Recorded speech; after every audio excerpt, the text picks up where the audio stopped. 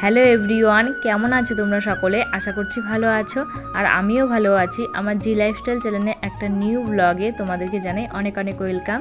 তো আজকে ব্লগটা আমি সকাল থেকে স্টার্ট করছি। তো এখন বাজে সকাল ওই 9টা মতো হবে। তো চলো এখন আমি সকালের খাবারটা খেয়ে নেব। আজকে আর কি সারাদিন কী করব না করব সেটাই তোমাদের সাথে শেয়ার করবো একটা ছোট্ট ব্লগের দ্বারা। তো দেখো আজকে সকাল সকাল কিন্তু আমাদের বাড়িতে রান্না হয়েছে পেঁপে সিদ্ধ। খাওয়া দাওয়া করে আজকে আমার অনেকগুলো জামা কাপড় ধোয়ার আছে, তার জন্য আর কি জামাটা চেঞ্জ করে আমি কিন্তু চলে এসেছি কলের পাড়ে জামা কাপড় ধুতে। এই জায়গায় বিছানা চাদরটা ধুয়ে নিচ্ছিলাম বেশ ভালো করে। তো তারপর জামা কাপড় ধোয়া হয়ে গেলে আর কি কলের পাড়ে কয়েকটা বাসন ছিল, তো সেগুলোই মেজে তারপর আমি চলে গেছি জামা কাপড় মেলতে। তো দেখো আজকে কিন্তু অনেক রৌদ্র উঠেছে আর রোদের সাথে সাথে বেশ ভালোই গরমও দিয়েছে। আর এই আড়ের মধ্যে কতগুলো আর কি শুকনো জামা কাপড় মেলা ছিল, তো সেগুলোই কিন্তু আমি সরিয়ে এক এক করে মেলে দিচ্ছিলাম। আর আজকে আমাদের পুকুরে মাছ মারা হচ্ছে, বাবার মা কিন্তু মাছ মারতেছে আর সেগুলি আজকে রান্না করা হবে। আর রান্না কিন্তু আজকে আমিই করব। তো কি কি রান্না করব সবটাই কিন্তু তোমরা দেখতে পারবে। তো দেখো এদিকে কিন্তু আমার জামা কাপড় নাড়া প্রায় হয়ে এসেছে। তো তারপর কিন্তু আমি চলে গেছিলাম রান্নাঘরে রান্না করতে। তো এদিকে এসে দেখি রান্নাঘরে বুনু চালটা কাটছে, তো চালটা চচ্চড়ি হবে আর পেঁপে আলু দিয়ে মাছের তরকারি রান্না করা হবে। তো এদিকে দেখো মাছ কিন্তু কাটাও হয়ে গেছে, এদিকে কেটে বেছে ভালো করে রেখে দিয়েছিল। আর এদিকে হবে মাছের মাথা দিয়ে কচু শাক আর মাছের ঝোল হবে। আর এদিকে কিন্তু ভাতটাও বসিয়ে দিয়েছি আমি এসেই। তো ভাতটাও কিন্তু প্রায় হয়ে এসেছে। এখন হলুদ বেটে রান্না করা হয়, তার জন্য কিন্তু প্রথমে হলুদটা বেটে নিয়েছি। তো তারপর কিন্তু এদিকে আমার মাছটাও ভাজা হয়ে গেছে। মাছ ভাজা হয়ে গেলে আমি কিন্তু জিরে ফোড়ন দিয়ে এদিকে তরকারিটাও বসিয়ে দিয়েছি।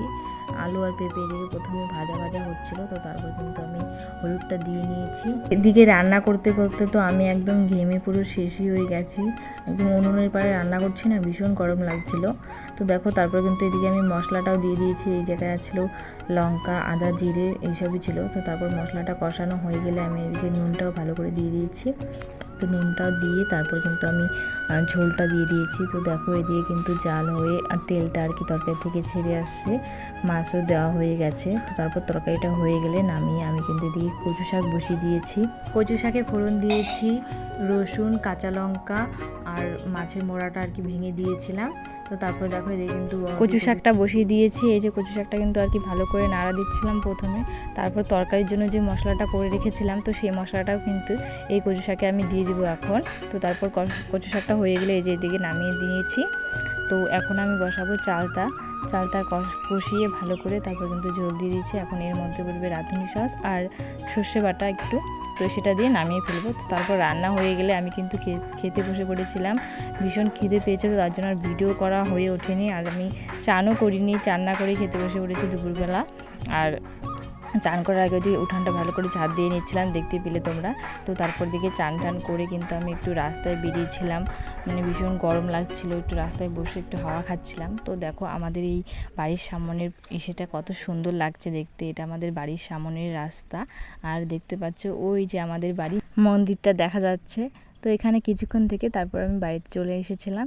তো আজকের এই ভিডিওটা এই পর্যন্ত। কেমন লাগলো তোমাদের অবশ্যই কিন্তু কমেন্ট করে জানাবে। আর কোথা থেকে সবাই আমার ভিডিওটা দেখলে অবশ্যই কমেন্ট করে জানাবে। আমার ভিডিওটা ভালো লেগে থাকলে লাইক, কমেন্ট, শেয়ার অ্যান্ড চ্যানেলটিকে সাবস্ক্রাইব করতে কিন্তু একদমই ভুলো না। দেখা হচ্ছে আবার নেক্সট কোনো ব্লগে। সবাই ভালো থেকো, সুস্থ থেকো। বাই সবাইকে।